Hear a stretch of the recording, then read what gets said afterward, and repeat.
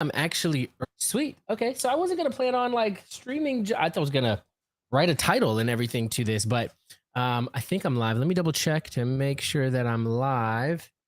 And it doesn't really show me if can't really tell. Okay, cool.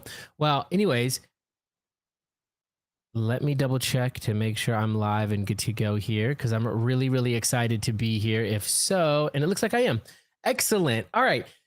Y'all, first of all, I'm glad this is our first stream. This is legit. Okay, so this is the first live stream, and I'm really excited because today I'm going to be talking to you all about the different ways to invest into real estate. So, not even just like invest your money, but invest your time, do different things, get started in this journey. I was going to do a whole like PowerPoint for this type thing, slideshow for this, which I still can do, but I don't have it all set up and stuff like that. So, I'm just going to kind of go through the different options and I'm going to dive in. And as people jump in, like, feel free to say, hey, I'm so thankful you're here. I'm so excited. I've kind of got it pulled up over here. And so I can chat with you all. And I think we're just going to have fun together tonight. I would love to answer any questions that you all have because I've been like every day so far this week, like the last 4 days and even today, I've having conversations with people. And the conversation over and over is like, hey, I want to get into real estate. I have no idea where to start. I've got no idea what to do. I got no idea where to start. And so I would love to walk you through the different avenues in which people go about real estate and even like a little bit of the journey that I took to do it as well. Because some of you all know me and you know that I've had other companies and you know that I've had other things that I've done. And so I just want to give as much value as I can in this group. And so we're just going to dive right in. So probably the easiest way to do real estate, and this is what you hear all the time on TikTok. It's actually how I found out about it. I was on TikTok perusing like any good millennial does, and this guy popped up. His name is Tom Cruise, like literally Tom Cruise popped up, and he was like, "Hey, happy Super Bowl Sunday!" And this was like 2 years ago, 3 years ago. Happy Super Bowl Sunday. I'm going to show you how to get into real estate with no money out of your pocket and without like a credit score. Your credit score doesn't even matter. And I was like, "Yo, what do you mean?" Like, I definitely want to learn about this. And so he's talking about this concept of wholesaling real estate. Now, what wholesaling real estate is, and I'm going to have like a full on video for this that has like a little explainer and all of that stuff. And I wish I had a thing that I can like write this out for you all. But essentially what wholesaling real estate is it's me going and getting a house under contract, getting what's called contractual interest in a contract, and then selling that. It's almost like flipping paper for a property. And this is the freest way to get into real estate. It's not the easiest way to get into real estate. I would almost say that a couple years ago, this was the easiest way to get in real estate because anybody could do it. I mean, like literally anybody could be able to do it because the market was just that hot. They'd get a house under contract and you could sell it to anybody. So what happened to me was we'd go on Zillow for sale by owner. We'd look up these people and we would say, hey, like I'll negotiate you on your contract. But we would just take that contract and we would sell it to a hedge fund. So for instance, let's say you have a property and I went to you and I said, hey, Sally, I see that your house is worth $300,000, but let's be honest, if I walk into the house, it still looks like 1975. It needs a lot of work to it still. You have some sort of motivation, whether it be you're in foreclosure or you want to move or you're going through a divorce, something like that. And I can offer you cash as is $200,000 for your house. Sally would go, okay, I'll do that because I don't want to, she doesn't want to have to renovate. She doesn't want to have to do any of that. And she's got some motivation to get out. So I'd get the contract from Sally for her property at $200,000. And then I'd go to a list of cash buyers and I'd say, hey, cash buyers, $220,000 for this house for contractual interest in this house. You can buy out my contractual interest in this house. So what I told Sally was, hey, Sally, I'm going to buy your house with cash, take it as is. You don't have to renovate it. You don't have to do anything like that. It alleviates a lot of stress from Sally. So then I got contractual interest in that property. I now own contractual interest in that property. Sally has to sell me that property. Then I'm going to sell my contractual interest to another person for a spread in between. So Sally was happy with 200,000. Joe, the investor over here, is happy to buy contractual interest to purchase that property at $220,000. So then what I'm going to do is I'm going to connect the two, and Joe, the investor, is going to take it from there. And so Joe, the investor, is going to, at closing, I'm going to make what's called an assignment fee of $20,000. Or essentially, it's like a finder's fee for getting it under contract, selling my contractual interest to Joe. So that's one way of getting into real estate, and that works really well.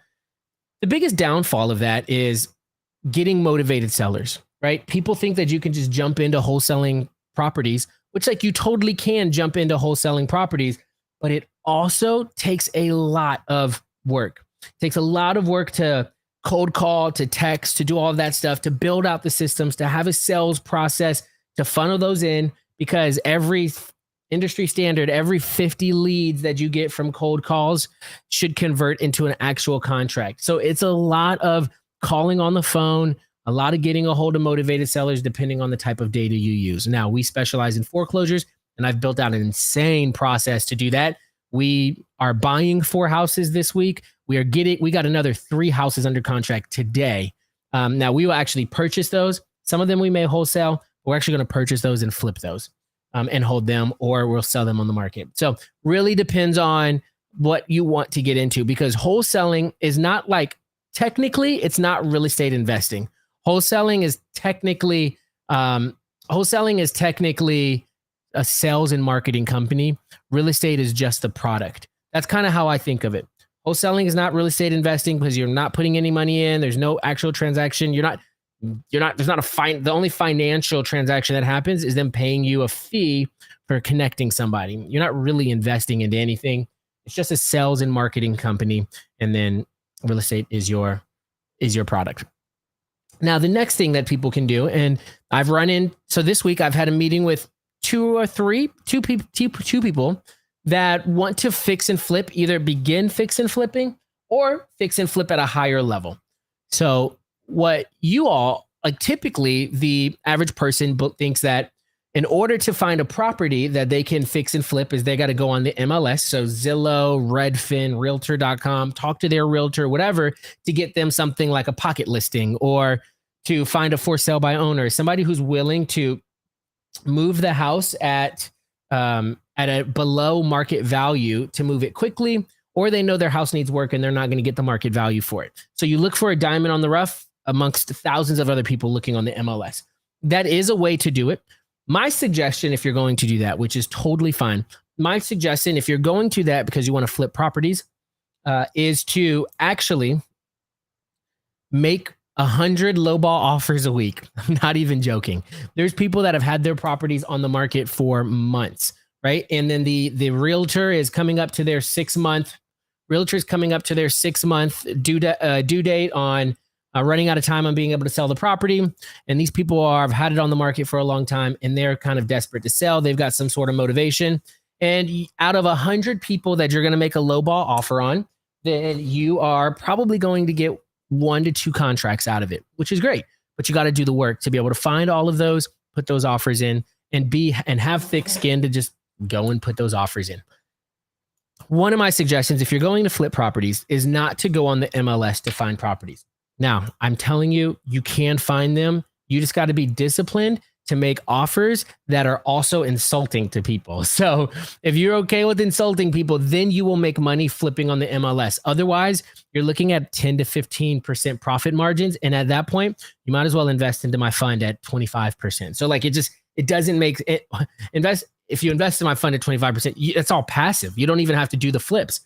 But flipping is fun, and it may be something that you love. So I would 100%, if that's what you want to do, you just have to be disciplined in making offers where the numbers actually work. So that's what you would do if you want to go into flipping. So I'm kind of going through the different things that you can do. Oh, yes, somebody loved. Yo, Ahmed, thanks so much, man. Thanks for being here. I appreciate it. So you just have to be in the mindset of making those kind of those offers. Another thing you can do, which is what I would suggest, is begin working with wholesalers. Wholesalers are trained to make offers they're trained to do all of their marketing, to make offers based off of the formula 70% ARV, minus repair costs minus their fee. So the reason why, now I'm really getting into it, so please like track with me here. The reason why they make their offers based off of a 70% rating or a 70% ARV formula is because most buyers, so like people in this group, if you want to get involved in fix and flipping, a couple things I would tell you. One, banks don't actually care about you putting down 20%. We've been conditioned to believe banks want us to put down 20%. Banks want us to put down 20%. They want you to do that if you're buying it at market value. Banks really care about you just having 20% equity into the property. That's all they care about. So wholesalers have been conditioned that there's buyers that are coming that want a house all in when they're done flipping to be at around 70%, because what you can then do is take that property after it's been flipped, get it appraised, do what's called the BRRRR method. We will dive into this a little bit more. Oh, look at that. I just got a contract for a really nice house in South Carolina. So great job, team. So what you can do is what's called the BRRRR method, which is buy, renovate, rent, refinance, repeat. Okay, what this does is you buy a property at a discount, right? And then you renovate that property. So then after it's renovated, so let's say we buy a property for $100,000. Let's just be even, $100,000. Property at $100,000 probably needs some work. Get it for $100,000. I borrow from either a private lender or a hard money lender. So if you have more than one property, you could probably work with a hard money lender.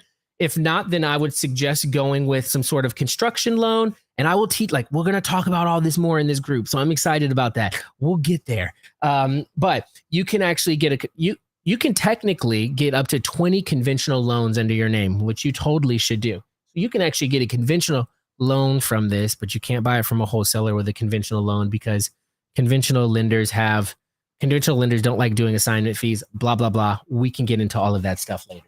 We will get into all that stuff later. There's a lot to come in this, guys. Like this group is going to be like a masterclass on this. I'm so excited for you all. As long as y'all participate, as long as you guys like hype me up. Thank you so, Garen. Freaking love y'all. Yes. So what you could do is, so here, blah, blah. Okay. So most of the time I'll go and I'll get a hard money lender, right? If I'm going to use a hard money lender, let's say I use a hard money lender. I'm going to get this property. I'm all in, right? So I buy the property for $100,000. I know that it's going to need $40,000 to $50,000 to flip the property. My hard money lender, they're using what's called a bridge loan. And so they are lending me the money at a higher percentage to purchase the property, renovate it, and then knowing that I'm going to refi it. But what they are going to do, the reason why it's the bridge loan is because they're going to pay 90% of the purchase price. So they're going to put down 90% of the house, or $90,000, and they're going to pay 100% of the renovation for me. So all I have to come out of pocket with is $10,000. So $10,000 to cover closing on the, actually probably like $15,000 to cover the purchase of the property and then closing costs. And then a lot of times they'll charge origination points. We could talk about all that stuff later. But let's just say, right? So $100,000 to purchase the property, $50,000 to flip the property. So then what's going to end up happening is that house is actually worth $200,000. So I'm gonna flip it, renovate it, and then I'm going to get an appraisal of that property. An appraiser is going to come and they're going to say, yep, this house is gorgeous, flipped it well, great job. Or as Sydney in this group likes to call her flips, transformation, transformed it, gorgeous. And so then the appraiser comes in and they say this house is now worth $200,000. I can then go to a bank, refinance out my lender. So the bank's going to give me, now in this market, a bank is going to give you 75%. If you find 80 in this market, like amazing. Your lenders are going to give you like 70 to 75%. So mostly 75%. So then what you're able to do, because you're all in, 100,000 was the purchase, 50,000 was the renovation. The bank is going to give you $170,000. So now you actually get to pay off your lender, right? refinance out your lender, 150 plus the 6,000 to your lender. So 156,000, 157,000 to pay off that lender. You now have the property, and the bank has written you a $10,000 tax-free check, because that refi is actually debt you're pulling out of the equity in the property. So now you have you've bought the property, you've renovated the property, you've rented it out. So now you have a tenant in it, and you've refinanced out. So without any money out of your pocket, you actually own a property that is now cash flowing, and you have 25% equity in it and cash in your pocket. So that's the BRRRR method. So a lot of people will use that. We can dive into the BRRRR method a lot more later. Be really excited to do that.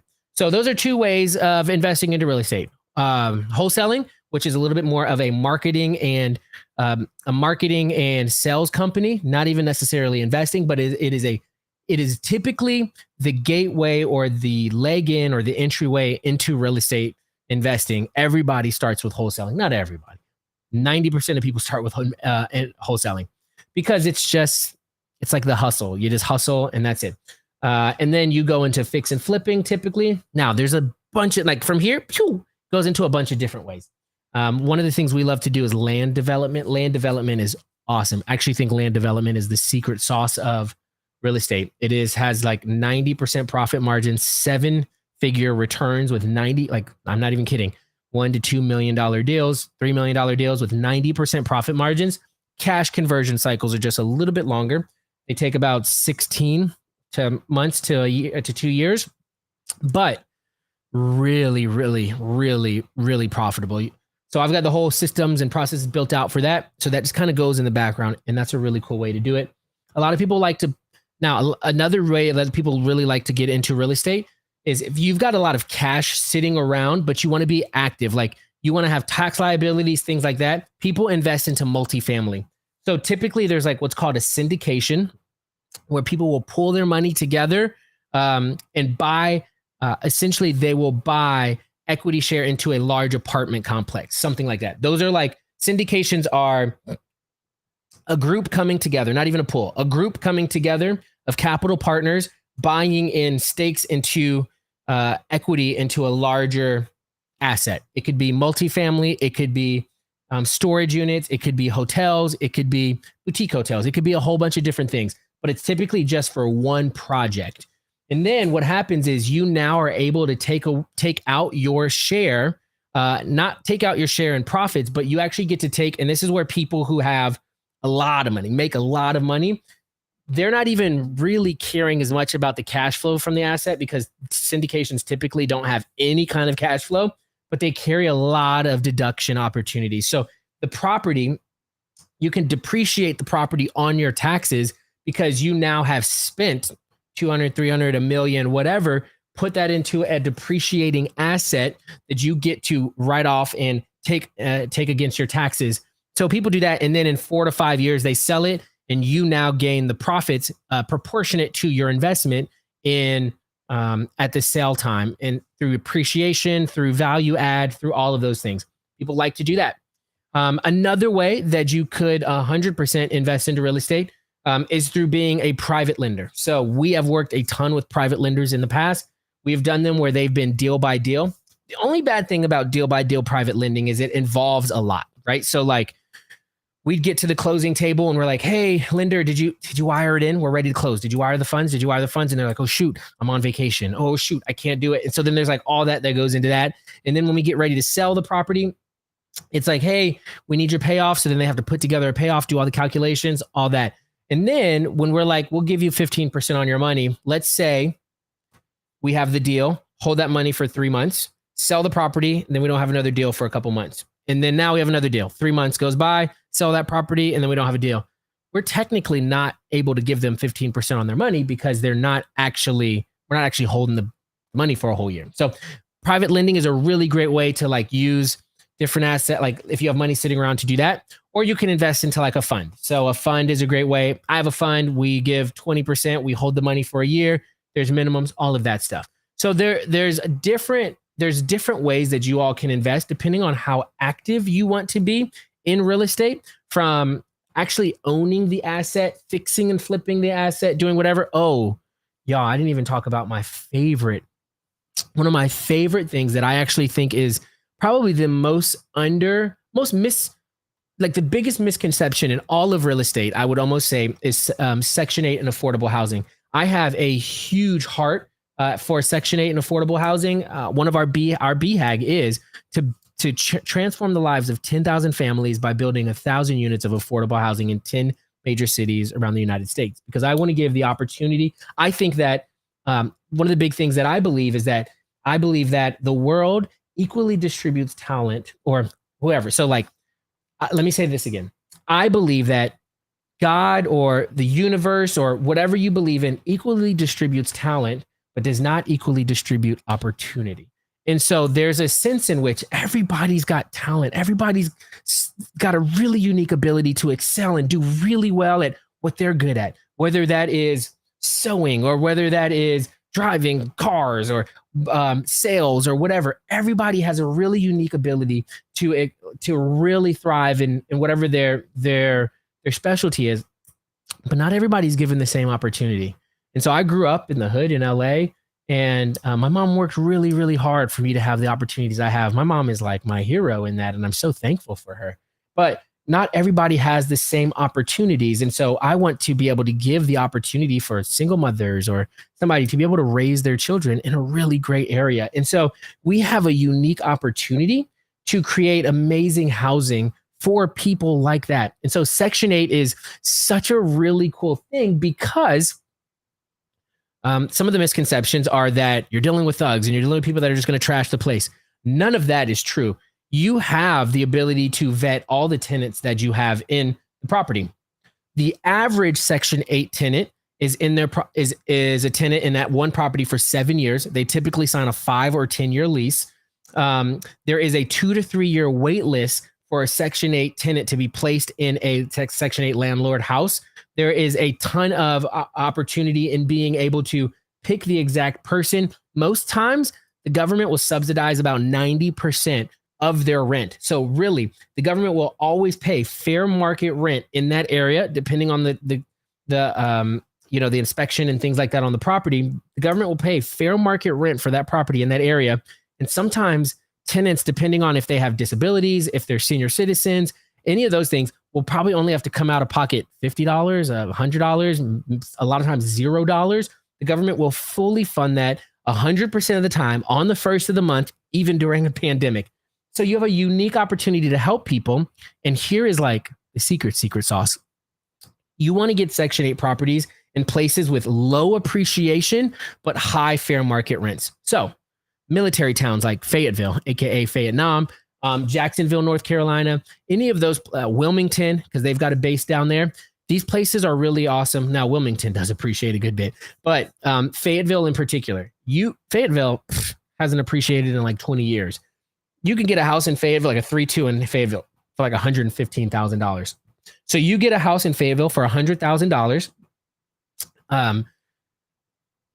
And here's like the secret sauce where you can put 10%, you can negotiate your 10% in equity. You can negotiate down somebody $10,000 and then put down $10,000. So now you're in at 20, right? So you can negotiate that down, put down $10,000 on a house in Fayetteville. That's $100,000.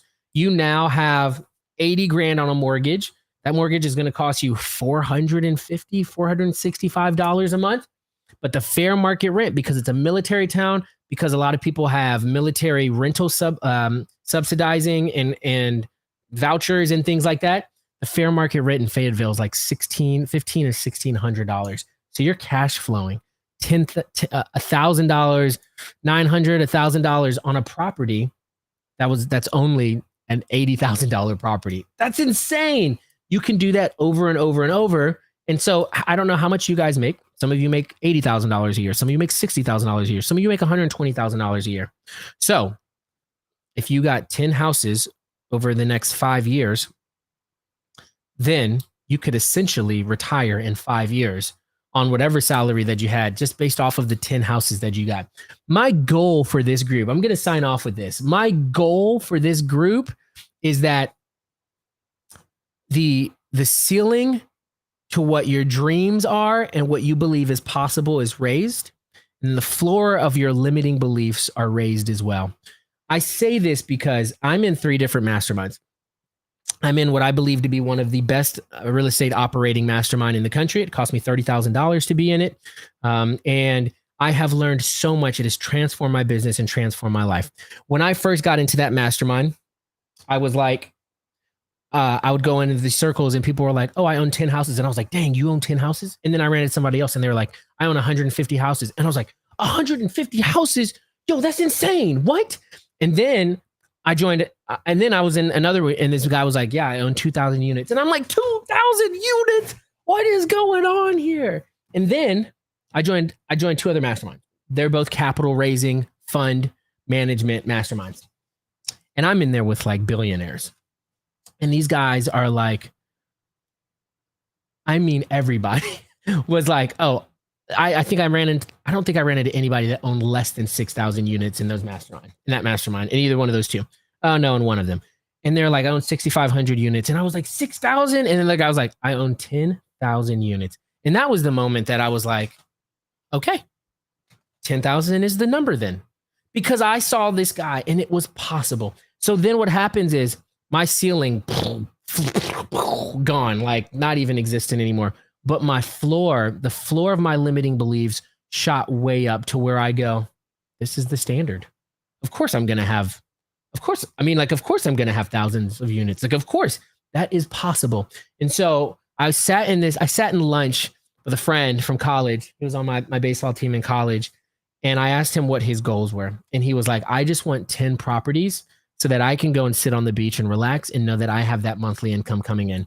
And then as I talked to him through this, and I was like, 10, let's do it. Yes. And he goes, well, maybe it's 20 now. Let's do 20 now. And I was like, yes, exactly. Like the floor of his limiting beliefs has raised, and the ceiling to what he believed is possible has expanded. And so that's what I want from this group. I want you all to have the floors raised, the ceilings expanded, and for you to create exactly what you want out of your life, for you to have generational wealth that goes beyond your comprehension and whatever you dreamed of could be. And then now your kids and your kids' kids are set up, because it's very possible. I walked you through maybe 3 or 4 or 5 options today. I'm really excited to walk you through more, especially as we build more relationships in this group. I've got a lot of videos, a lot of opportunities, and even a podcast coming. And so I have a YouTube channel, and I'm very excited to be able to share with you guys everything. I will never sell anything in this group. This is literally for me to help you all to be able to build generational wealth. I'm very excited for it. And if y'all need anything or have any questions, please feel free, chime in, message me, all of the above. I'm thankful for you. I'm thankful for you being in this group, trusting me. This has been awesome. Thank you so much. I hope you have a fantastic night. You're amazing. Alrighty. Peace, everybody. Have a great night.